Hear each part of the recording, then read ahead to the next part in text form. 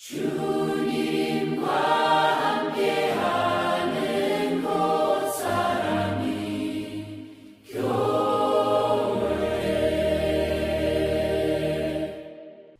예, 반갑습니다. 사람이 교회입니다. 사람이 교회.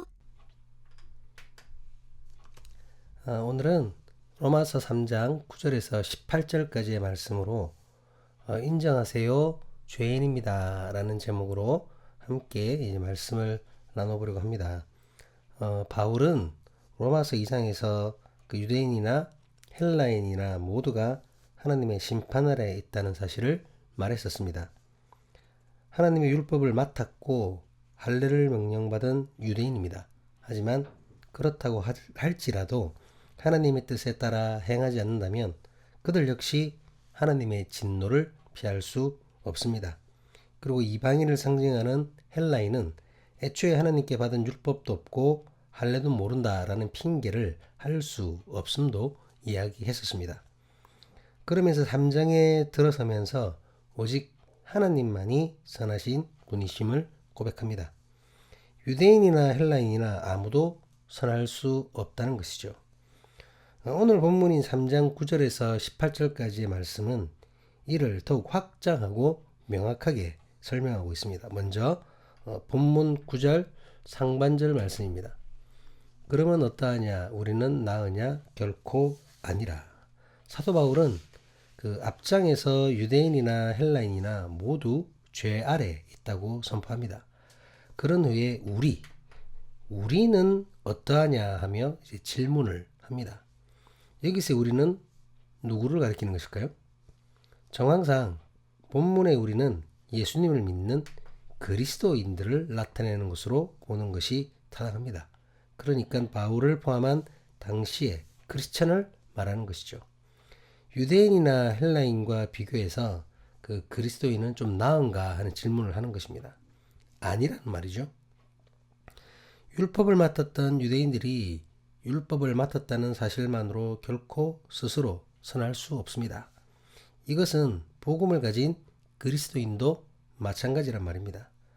복음을 알고 있는 것만으로 그냥 선한 존재가 되는 것은 아니라는 것이죠. 그러면서 9절 하반절을 통해 이렇게 전합니다. 유대인이나 헬라인이나 다 죄 아래 있다고 우리가 이미 선언하였느니라. 무슨 말입니까?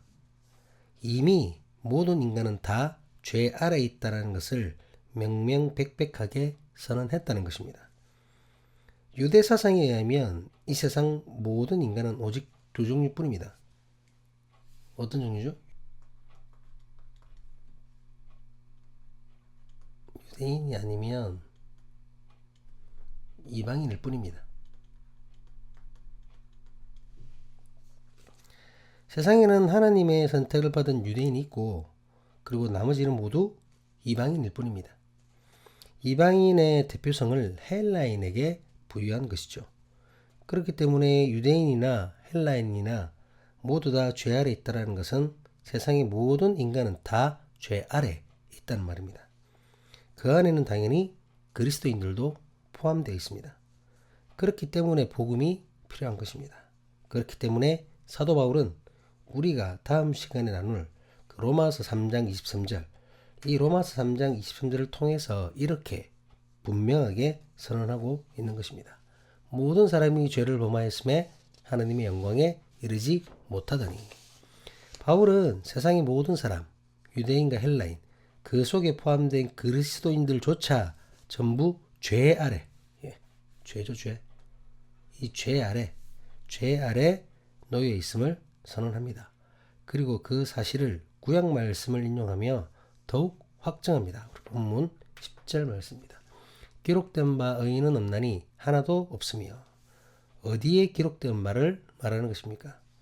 이것은 지금 사도 바울이 인용하고 있는 시편을 포함한 구약 성경 그리고 여러 유대 전성, 유대인들 사이에 그 권위가 인정되는 율법서를 총괄해서 말하는 것입니다. 그 기록에 의하면 의인은 없다는 말이죠. 그냥 없는 것도 아니고 하나도 없다고 재차 강조합니다. 여기서 우리가 알 수 있는 게 뭐죠? 바로 죄의 보편성입니다. 죄의 보편성. 모두가 죄인이라는 거죠. 율법이나 어떤 선함을 통해 죄에서 벗어날 수 있는 것이 아니라는 거죠. 바울은 계속해서 시편을 인용하며 이렇게 말합니다. 본문 11절 말씀입니다. 깨닫는 자도 없고 하나님을 찾는 자도 없고. 세상 모든 사람이 죄인인데 그렇기 때문에 하나님이 필요한데 이 사실을 어떻게 해요? 깨닫는 자가 없다는 겁니다. 깨닫지 못하기 때문에 하나님을 찾지도 않는 것이죠. 본문 12절 말씀입니다. 다 치우쳐 함께 무익하게 되고 선을 행하는 자는 없나니 하나도 없도다. 하나님을 깨닫지도 찾지도 않더니 다 치우쳐 함께 무익하게 되었다고 말하고 있습니다. 다 치우쳐. 다 치우쳤다는 말은 여러분 무슨 말일까요? 하나님과 반대 방향으로 가고 있다는 얘기거든요. 하나님과 반대로. 하나님께로 치우쳤다는 게 아니라 하나님과는 반대로 치우쳤다는 것입니다. 하나님과 멀어졌다는 거죠. 하나님을 떠났다는 말입니다. 하나님께서 이쪽에 계신데 인간은 저쪽으로 치우쳐버립니다. 다른 길을 걷고 있다는 거죠. 그 상태로 다 함께 전혀 무익한 것을 추구하는 존재, 스스로 하나님 앞에서 무익한 존재가 되어버린 것입니다. 이 무익한 인간들이 선을 행하지도 않는다는 말입니다. 선을 행하는 자가 없는데 하나도 없다는 것입니다. 의인이 하나도 없는 것처럼 선을 행하는 자가 하나도 없는 것입니다. 본문에서는 여러분 자비와 사랑을 얘기하는 거죠. 자비와 사랑을 말합니다. 사랑을 실천하는 자가 하나도 없다는 말입니다. 사랑을 실천해야 하나님을 알 수 있는데 그렇지 못하라는 거죠. 왜 사랑을 실천해야 하나님을 알 수 있습니까? 하나님께서 곧 사랑이시기 때문입니다. God is love. 사랑을 아무도 실천하지 않으니 하나님을 아는 자가 아무도 없는 것입니다. 하나님을 아는 자가 아무도 없으니 하나님을 아는 의인은 아무도 없는 것입니다. 사도 바울은 이런 인간에 대해 역시 시편을 인용하여서 이렇게 설명합니다. 본문 13절 말씀입니다. 그들의 목구멍은 열린 무덤이요 그 혀로는 속임을 일삼으며 그 입술에는 독사의 독이 있고. 사람의 목구멍을 열린 무덤, 열려있는 무덤이라고 말하고 있습니다. 이것은 그 목구멍에 어떠한 것도 삼킬 만큼 넓다라는 의미가 되겠죠. 예수님께서 마태복음 23장에서 외식하는 서기관과 바리새인들에게 하루살이를 걸러내고 약대를 삼키는도다라고 비유적으로 책망하신 적이 있습니다. 인간은 입을 통해서 온갖 더러운 것을 토해내며 그로 인해 수많은 사람을 죽일 수 있습니다. 마치 불이 수많은 나무를 태울 수 있듯이 인간의 혀는 사람의 영혼, 자신의 영혼뿐 아니라 다른 사람의 영혼조차 죽일 수 있다는 것이죠. 그 본문의 속임이라는 단어는 그 헬라어로 그 돌리오라는 단어를 사용하고 있습니다. 돌리오. 근데 이 단어는 여러분 그 시제가 미완료형이에요. 미완료형. 끝나지 않았다는 거죠. 끊임없이 속임이 반복되는 것을 의미합니다. 사람은 그 혀로 남을 속이고 남에게 속고 또 속이고 또 속는다는 것이죠. 결국 이 반복되는 거짓으로 인해 그 입술은 독사의 독처럼 사람을 죽이기까지 한다고 말하고 있는 것입니다. 이 독사의 독과 같은 사람의 입을 사도 바울은 또 이렇게 설명합니다. 본문 14절 말씀입니다. 그 입에는 저주와 악독이 가득하고. 이 말씀은 시편 7절의 말씀을 요약하여 인용한 것입니다. 인간의 입에서 나오는 온갖 더러운 것들, 그 중에서도 저주 그리고 악독이 인간의 입에 가득하다라는 말이죠. 인간은 하나님을 깨닫지 못하고 찾으려고 노력하지도 않습니다. 그렇기에 인간은 이렇게 전적으로 타락할 수밖에 없음을 나타내는 것입니다. 또한 이렇게 타락한 인간은 말뿐 아니라 그 행동에 있어서도 악을 저지를 수밖에 없습니다. 본문 15절 말씀입니다. 그 발에 피 흘리는데 빠른지라. 피 흘리는데. 피 흘리는데. 피 흘린다는 말은 악이 행하여지는 현장을 얘기하는 거죠. 이 피가 막 흐르는 현장이 대부분 좋은 현장이 아니잖아요. 좋은 곳이 아닙니다. 악이 행해지는 현장을 나타내는 것입니다. 그러니까 악을 행하는 데에 빠른지라는 말은 악을 행하는 데에 거침없다라는 거예요. 거침없다. 주저함이 없는 것이죠. 잠시의 머뭇거림도 없고 마음의 가책도 없이 오직 빠르게 죄를 저지를 뿐입니다. 이것이 하나님을 알지 못하는 사람의 모습입니다. 하지만 바울은 이러한 악행의 길의 마지막에 대해서 이렇게 경고합니다. 본문 16절 말씀입니다. 파멸과 고생이 그 길에 있어. 인간이 행하는 피 흘리는 그 악행이 지금 당장은 자신에게 어떠할지 모르겠지만 결국 그 길은 파멸의 길이라는 거죠. 결국 파멸의 길이라는 겁니다. 그리고 고생의 길이라는 겁니다. 파멸과 고생의 길이라는 거죠. 이게 무슨 뜻일까요? 파멸과 고생의 길, 즉 지옥의 길입니다. 지옥으로 가는 길이라는 거죠. 지옥으로 가는 길입니다. 반복되는 잘못으로 인간은 파멸과 고생을 향해 지옥을 향해 나아가며 그 눈이 어두워지게 됩니다. 바울은 17절에서 이렇게 얘기합니다. 평강의 길을 알지 못하였고, 이 평강의 길은 뭐죠? 평강의 길은 즉 그리스도의 길입니다. 예수 그리스도의 길. 모든 사람들과 함께 화평을 원하는 그리스도인들이 가야 할 길입니다. 또한 그리스도인들의 종말론적인 구원을 동시에 나타내는 길입니다. 이 길은 피 흘리기를 즐기는 자들이 가야 할 길과는 대조를 이루는 길이죠. 따라서 그리스도를 떠난 인간은 결코 이 길을 찾을 수 없습니다. 또한 평화의 왕이신 그리스도 안에서 누리는 그 평안을 얻을 수 없습니다. 이 평강의 길로 돌아와야 하는데 악을 행하는 자들은 눈이 어두워 이 길로 돌아오지 못하는 것입니다. 이렇게까지 되어버린 모든 상황의 이유를 바울은 이렇게 설명합니다. 본문 18절 말씀입니다. 그들의 눈앞에 하나님을 두려워함이 없으니 라함과 같으니라. 이 말씀은 시편 36편 1절 하반절의 말씀을 직접적으로 인용한 말씀입니다. 하나님을 경외한다라는 그 표현을 자주 사용하잖아요. 우리가 하나님을 경외한다. 그 경외한다는 말은 여러분 공경하고 두려워한다라는 얘기거든요. 공경, 두려움. 하나님을 경외한다는 것은 하나님을 공경하며 두려워한다는 뜻입니다. 하나님은 우리가 사랑해야 할 대상이면서 동시에 공경하고 두려워해야 할 대상입니다. 마음으로 하나님이 없다고 생각하는 자는 하나님을 경외할 수가 없겠죠. 하나님이 없다고 생각하니까 하나님을 두려워하지 않는 것입니다. 앞서 11절에서 17절까지 인용된 모든 부패상은 바로 하나님을 경외함이 없는, 하나님을 두려워하지 않는 어리석은 인간의 마음에서 비롯된 것입니다. 그 스코틀랜드 조직 신학자인 조 머레이라는 사람이 있는데요. 이 사람은 18절을 이렇게 해석합니다. 이 사람이 이제 스코틀랜드의 조직 신학자입니다. 조직 신학자 조 머레이인데요.